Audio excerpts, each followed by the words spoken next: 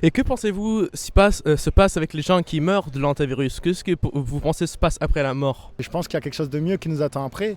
Je pense qu'il faut avoir un bon cœur, il faut être bon, faire des bonnes actions au jour le jour.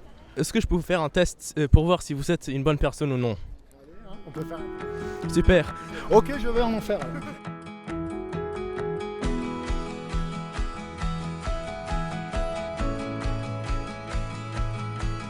Qu'est-ce qui va se passer aux gens qui ont l'antivirus? Que pensez-vous? Moi, je regarde pas trop les infos, ça m'influence pas trop. Mais c'est vrai qu'on entend des bruits et il y a des peurs qui se créent. Il y a des gens qui s'inquiètent, il y a des bruits de couloir, mais moi, j'en pense pas grand-chose pour le moment. On verra après avec le temps comment ça se déroule. Est-ce que les gens, ça va prendre de l'ampleur, etc. Là, c'est vrai qu'on est au début. C'est comme au Covid, au début, on ne prenait pas ça au sérieux. Puis après, ça a pris de l'ampleur et là, on se dit ah, et tout ça. Mais pour le moment, tranquille. Et que pensez-vous se passe avec les gens qui meurent de l'antivirus? Qu'est-ce que vous pensez se passe après la mort? Ah bah là, c'est encore un sujet différent. C'est vrai qu'on pense que ça arrive toujours aux autres, mais comme le Covid, comme beaucoup de choses, après, quand ça nous arrive, on voit les choses différemment. Et pour le moment, j'en pense pas grand-chose. Mais bon, c'est vrai que j'ai vu qu'il y a eu pas mal de, je crois 50% de De mort? morts par rapport à la survie. Du coup, là, ça commence à être problématique et on verra ce qu'il en est sur le futur. Mais qu'est-ce que vous pensez se passe après leur mort? Comme s'il y a une vie après la mort? Qu'en pensez-vous? Après la mort, moi je crois à Dieu, je vois qu'il y a une autre vie, qu'il y a quelque chose de mieux. Après, ça dépend des gens, des croyances, etc. Et c'est un sujet très, très profond et intéressant il faut se pencher dessus. Ça permet d'avoir un sens à la vie, etc. Parce qu'on voit la vie différemment. Et on sait, la seule chose qu'on est sûr, c'est qu'il y aura la mort à la fin de la vie. Mais croyez-vous au ciel et à l'enfer? Oui, j'y crois, ouais. Qu'est-ce que vous pensez il faut faire ou être pour aller au paradis? Je pense qu'il faut avoir un bon cœur, il faut être bon, faire des bonnes actions au jour le jour. Après, c'est vrai qu'il y a des guerres de religion, des guerres de... Maintenant, il y a beaucoup de choses qui divisent. Et beaucoup de choses qui divisent, mais ouais, je crois à l'amour, à la vie. Et je pense qu'il y a quelque chose de mieux qui nous attend après, tant qu'on est bon et qu'on a un bon cœur et qu'on fait des bonnes actions. Alors pour aller au paradis, il faut être une bonne personne. Et qu'est-ce qu'il faut faire pour aller à l'enfer? Ah, pour moi, l'enfer, c'est vraiment... c'est compliqué. Parce que si vous voulez, je trouve ça très, très fataliste. Vous voyez? En fait, je pense quelque chose que c'est très...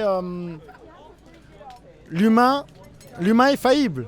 L'humain possède beaucoup de failles. On a des tentations, que ce soit dans plusieurs domaines et tout ça. Et l'humain fait des erreurs et il s'améliore au fil du temps. Ça dépend comment il pense. Mais quand je vois l'enfer, je vois quelque chose de très... une punition, quelque chose de très mauvais. Moi, je vois un peu les choses différemment, même si je suis croyant.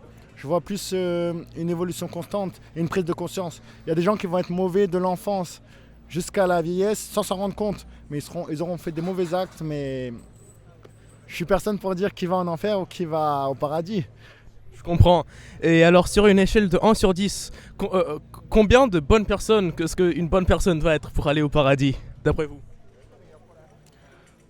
En fait, ce qui est compliqué, c'est que chaque personne, chaque individu a son histoire. Pourquoi la personne est comme ça? Pourquoi la personne est violente? Pourquoi la personne... Ça dépend de son enfance. Beaucoup de choses partent de l'enfance. Ça dépend également de son environnement. Ça dépend de beaucoup de choses. C'est-à-dire qu'on arrive sur Terre, on n'a pas les mêmes cartes. Après, chacun a sa personnalité, chacun a ses avantages et défauts. Et on fait avec les cartes qu'on a. Comme au poker, on a une carte, on a une main. Est-ce que tu as un double? Est-ce que tu n'as rien? Et là, tu joues avec. Mais je pense qu'en soi, il faut faire du bien. Et il faut être toujours conscient du bien et du mal. Le bien et le mal d'une personne peut être le bien et le mal d'une autre personne. Et dans ces cas-là, il faut avancer et tout le temps s'améliorer, se remettre en question et apprendre des autres, que ce soit des erreurs ou des bonnes choses. Super. Est-ce que vous pensez que vous êtes une bonne personne, assez une bonne personne pour aller au paradis? J'essaye et j'aspire à l'être. J'aspire à l'être tous les jours et à m'améliorer, à aider les gens, à être bon. Mais c'est un sujet compliqué parce que pour certaines personnes, je peux ne pas l'être. Parce que j'ai aussi mes failles et mes défauts, comme je suis humain. Alors vraiment, il n'y a pas vraiment d'assurance. On essaye, mais on peut jamais vraiment dire oui, je suis une assez bonne personne pour aller au paradis. C'est exact? C'est exact parce qu'en fait, il n'y a pas de grille d'évaluation. Selon chaque personne, selon chaque religion, ce barème, il est différent. Du coup, pour une personne, je peux aller en enfer, comme pour une personne, je peux être un super humain et aller au paradis. Bah super. Bah en effet, moi je pense que c'est possible de dire oui ou non. Mais pour ça, est-ce que je peux vous faire un test pour voir si vous êtes une bonne personne ou non? Allez, hein, on peut faire un test. Super.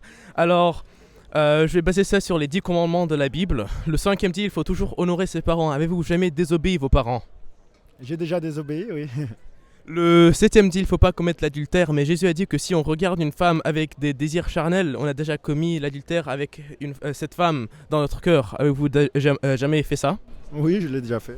Le 3e dit, il ne faut pas utiliser le nom de Dieu sans vent. Sauf, et alors, ça c'est dire OMG ou Oh mon Dieu. Vous voyez? Avez-vous jamais dit ça? Je l'ai déjà dit, oui. Ouais, dans le Vieux Testament, c'était quelque chose de très grave et les gens, ils étaient tués pour faire ça, en effet. Vous voyez? Puis, avez-vous jamais menti dans votre vie? J'ai déjà menti. Avez-vous jamais volé, même si quelque chose de petit comme du papier? J'ai volé, oui. Ok, je vais en enfer alors. Le truc, c'est en effet qu'on a tous transgressé cette loi, alors basée sur ça. Si le standard de Dieu est comme 1 sur 10, je veux dire de l'homme est 1 sur 10, pas de Dieu, c'est 10 sur 10, vous voyez, même 100 sur 10. Alors, même si on essaie d'être une bonne personne, ici on ne pourra jamais être assez une bonne personne pour Dieu, alors on doit tous aller en enfer, vous comprenez comment c'est grave ça? Bien sûr, ouais, je comprends que ça peut faire culpabiliser des gens, ça peut remettre en question. Après, c'est vrai que tout se base sur la discipline. Peut-être qu'il y en a qui sont assez à l'aise en ayant grandi comme ça et en ayant cette discipline-là et en suivant des règles très strictes. Parce que les dérives, elles sont très faciles, surtout dans le monde d'aujourd'hui. On n'a pas les mêmes tentations aujourd'hui que peut-être il y avait 1000 années. Et aujourd'hui, rien que quand on ouvre les réseaux sociaux, TikTok ou qu'on sort et tout ça, les générations, tout a changé. Et on n'est plus dans les mêmes règles qu'il y avait 2000 ans ou 3000 ans. Ouais, mais ouais, ça fait du sens. Mais notre Dieu n'a quand même pas changé. Alors basé sur ça, on doit tous aller en enfer. C'est ça le problème. Et ça c'était juste, je crois que j'ai cité 4 ou 5, je ne me rappelle plus, des 10. Il y en a beaucoup plus. Mais le but de ça, c'est qu'on ne peut pas être des bonnes personnes pour aller au paradis. Alors le truc, c'est qu'on va tous aller en enfer. Mais en effet, il y a une solution, il y a une bonne nouvelle. Voulez-vous la savoir? Ouais, j'aimerais bien la savoir. En effet, c'est que Dieu a tenté le monde, qu'il a envoyé Jésus. Il est venu sur la terre, il est mort sur la croix pour vos péchés. Un humain ne peut pas payer pour ses propres péchés, alors Dieu lui-même est venu pour mourir sur la croix, pour nos péchés.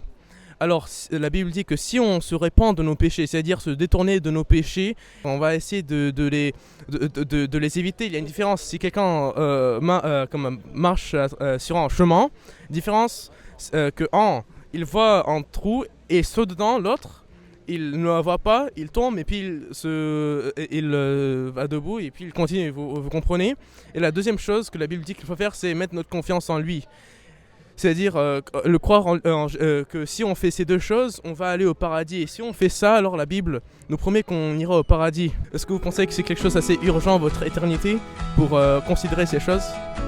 Oui, c'est très important. Il faut penser chaque jour et parce qu'on ne sait pas de quoi demain est fait. Merci beaucoup. Est-ce que je peux vous faire vraiment? Super, merci beaucoup.